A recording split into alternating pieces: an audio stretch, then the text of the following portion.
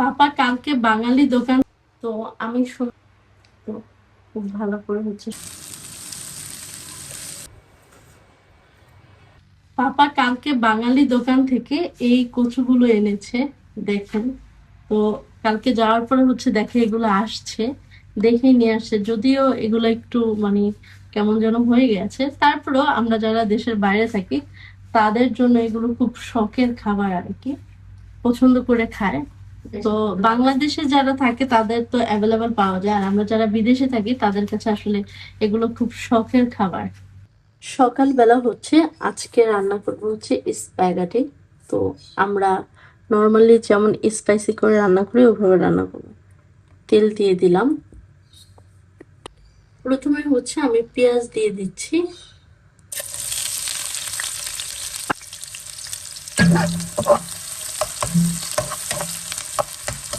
পেঁয়াজটা হালকা brown colour হয়ে যাওয়ার আগ পর্যন্ত ভেজে নেব। পরিমাণ মতো হচ্ছে লবণ দিয়ে দিব।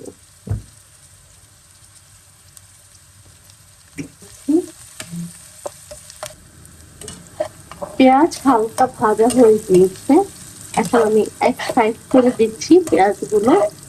তো এই জন্য হচ্ছে দিয়ে দিব টমেটো আর কাঁচামরিচ। এখানে আমি 3টা টমেটো আর কাঁচামরিচ দিয়েছি।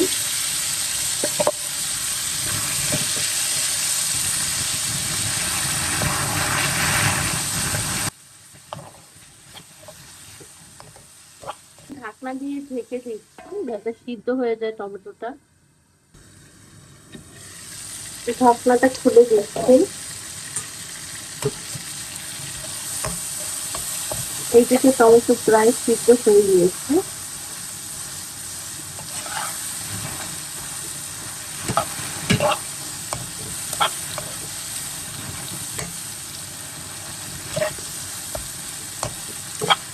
টমেটো থেকে আরেকটু গ্রেভি বের হবে।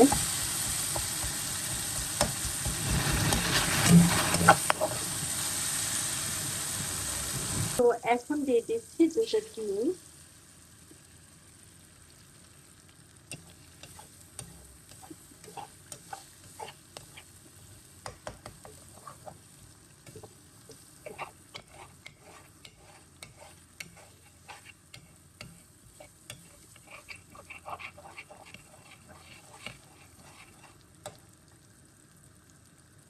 সামান্য টেস্টিং সল্ট দিয়ে দিচ্ছি।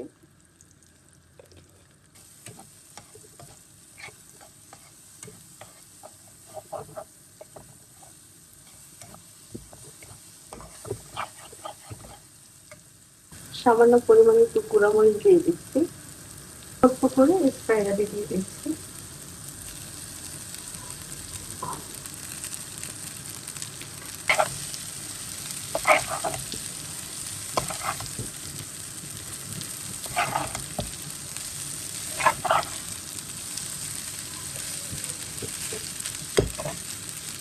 তো আমি যে স্প্যাগেটি রান্না করেছিলাম সেটা নিয়ে নিচ্ছি।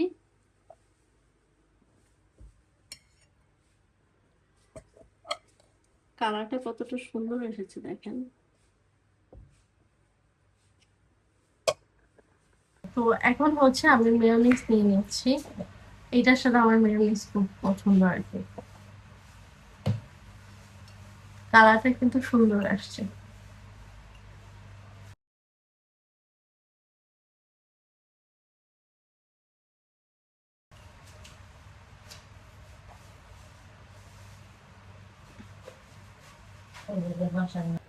পাপা আজকে খুবই মজার আইসক্রিম এনেছে। এটা আমাদের বাসায় নর্মালি এমনিতে খাওয়া হয়। তো এই ফ্লেভারটা খুবই পরিচিত ফ্লেভার, মার খুব পছন্দ।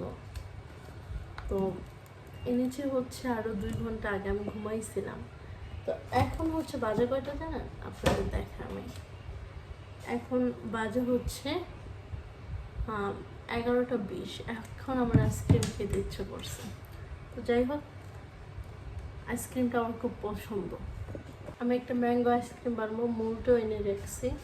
কিন্তু এখন হচ্ছে আম এনেছিলাম, এগুলো আমরা খেয়ে ফেলেছি, আইসক্রিমের জন্য আর রাখি নাই।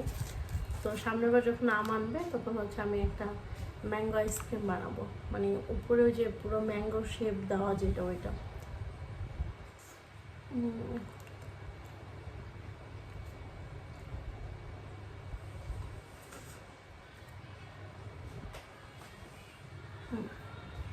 এটা খুবই মজা।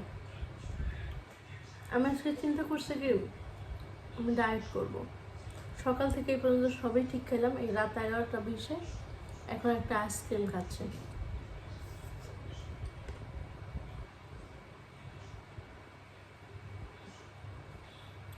তো আস্তে আস্তে হবে মনে হয়, মানে একবারে তো সম্ভব না, যেহেতু এখন নিয়ে করছে আস্তে আস্তে করা যাবে।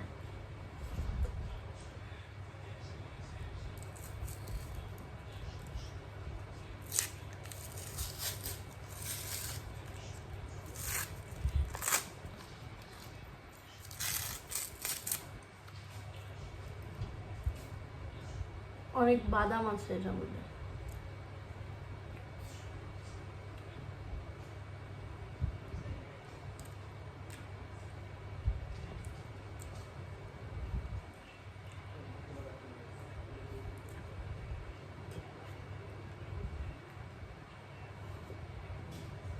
তো আমি সুন্দর করে হচ্ছে স্লাইস করে নিয়েছি। এটাকে হচ্ছে এখন এয়ার ফ্রাইতে দিব, দিয়ে হচ্ছে গরম করে নেব। তো এইভাবে হচ্ছে 4 টুকরা করে নিয়েছি। এটা একদম পুরো ঠান্ডা হয়ে গিয়েছে বাসায় আনতে আনতে।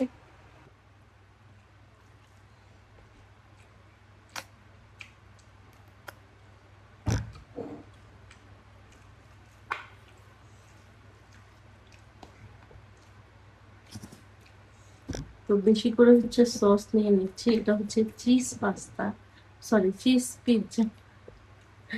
চিজ পাস্তা বলতে বলতে একদম সঙ্গে এসে মনে হয় চিজ। এটা হচ্ছে চিজ পিৎজা, ভিতরে রসুন আছে না। হুম, তো খুব ভালো করে হচ্ছে সসের সাথে ডিপ করে নিচ্ছি।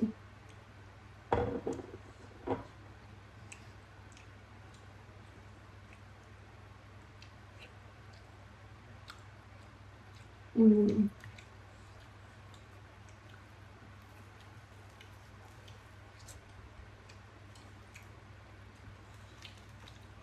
খুবই মজা।